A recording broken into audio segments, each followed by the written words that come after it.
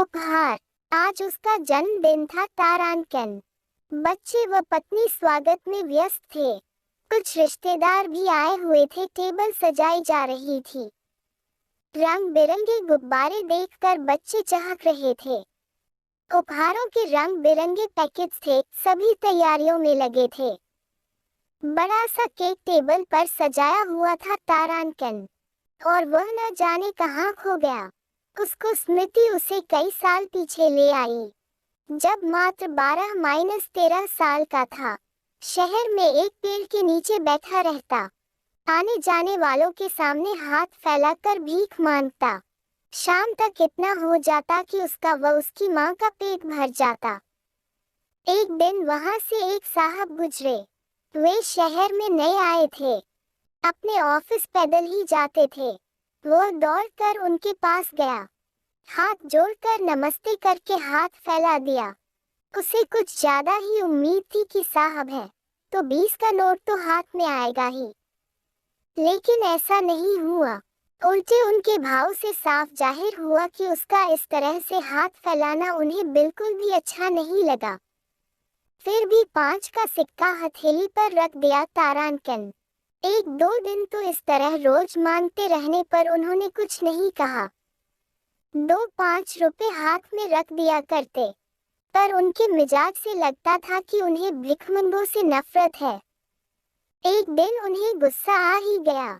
बुरी तरह से डांट दिया। कहने लगे, शर्म नहीं आती भीख मांगते हुए? अच्छे भले सेहतमंद हो, मेहनत करके खाओ। तुम्हारी तरह सभी भीख मांगने लग जाए तो देश में कमाएगा कौन?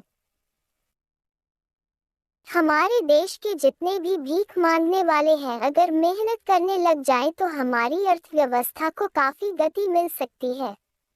साहब के चेहरे पर गुस्से को भांपकर वह चुपचाप गर्दन नीची कर पेड़ की तरफ लौट गया। तारांकन अब साहब उसे रुपया नहीं देते। वह दौड़कर उनके पास भी नहीं जाता, बस पेड़ की छाया में बैठा रहता। साहब भी तिरछी नजरों से घूरते हुए तेजी से निकल जाते। एक दिन साहब खुद उसके पास आए, पास बैठे और हालचाल पूछा।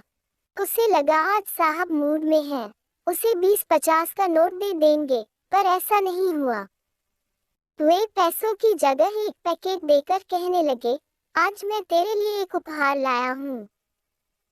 फिर पैकेट खोला, उसमें से निकली वजन तौलने वाली मशीन उसे देते हुए बोले, आज से तुम्हें भीख मांगने की जरूरत नहीं, ये मशीन सामने रख देना। लोग अपने आप तुलेंगे और तुझे 5 रुपए देकर जाएंगे। इससे तुझे किसी के सामने हाथ भी फैलाना नहीं पड़ेगा। तुम अपने मेहनत की खाओगे, कहकर उन्होंने गाल पर हल्की सी थपकी दी और चले गए। उसकी आंखें भर आई। तारांकन अब वे हमेशा उसके पास खुद रुकते, उसका हालचाल पूछते, उसकी दिन भर की कमाई का पूछते। कभी कभी हंसकर मजाक में कहते, पैसों की बचत करके रखना, तेरी शादी जो करनी है। तारांकन धीरे धीरे पैसों की भी बचत होने लगी। इस बीच उसने चाय की दुकान भी खोल ली। दुकान चल निकली तो धंधे का विस्तार कर लिया। आज भरा पूरा परिवार, पैसा, गाड़ी, अच्छे दोस्त, सब कुछ है। किसी चीज की कमी नहीं है। पर साहब जाने कहाँ होंगे। उनका तो कुछ हो महीनों बाद तबादला हो गया था। तारांकन हैप्पी बर्थडे टू यू गाने के साथ उसका ध्यान टूटा। उसने मोमबत्तियां बुझाए, सबने उपहार भेंट किए, पर उसे वह उपहार याद आ रहा था जिसने उसकी जिंदगी को बदल दिया था। उसी उपहार ने उसे इस मकाम तक पहुंचाया। न जाने कहाँ होंगे वे साहब, पर जहाँ भी होंगे सैकड़ों को नई राह दिखा रहे होंगे। अपने साहब को याद करते हुए उसकी आंखें नम हो आई। तारांकन